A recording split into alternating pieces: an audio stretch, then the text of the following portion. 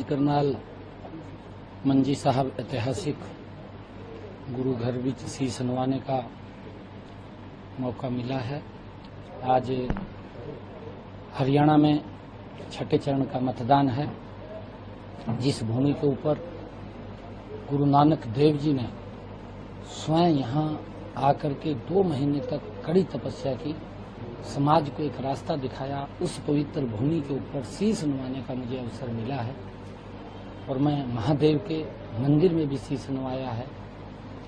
मैं प्रदेशवासियों के सुख समृद्धि की मैं कामना करता हूं और अपील भी करता हूं हरियाणा प्रदेशवासियों से कि भारी संख्या में घरों से निकल करके इस लोकतंत्र के महापर्व में हिस्सा लें।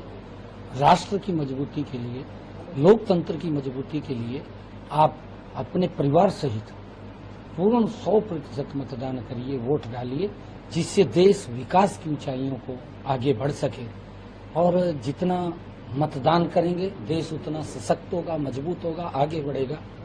हम देखते हैं आदरणीय नरेंद्र मोदी के नेतृत्व का भारत पिछले 10 वर्षों में एक नया भारत बना है। चाहे रोड्स की बात ले लीजिए, रेलवे कनेक्टिविटी की बात ले लीजिए, एयर कनेक्टिविटी की बात ले लीजिए, चाहे देश के अंदर एम्स खड़े करने की बात ले लीजिए, देश के अंदर यूनिवर्सिटीज की बात ले लीजिए, देश के अंदर आईआईटी खड़ी करने की बात ले लीजिए, देश के अंदर आईआईएम खड़े करने की बात ले लीजिए, देश के अंदर मेडिकल कॉलेज की बात ले लीजिए, देश के अंदर मेडिकल यूनिवर्सिटीज की बात ले लीजिए, देश के अंदर चाहे पॉलिटेक्निकल की बात ले लीजिए, देश के अंदर चाहे कॉलेजेस की बात ले लीजिए, देश के अंदर चाहे आईटीआईज की बात ले लीजिए।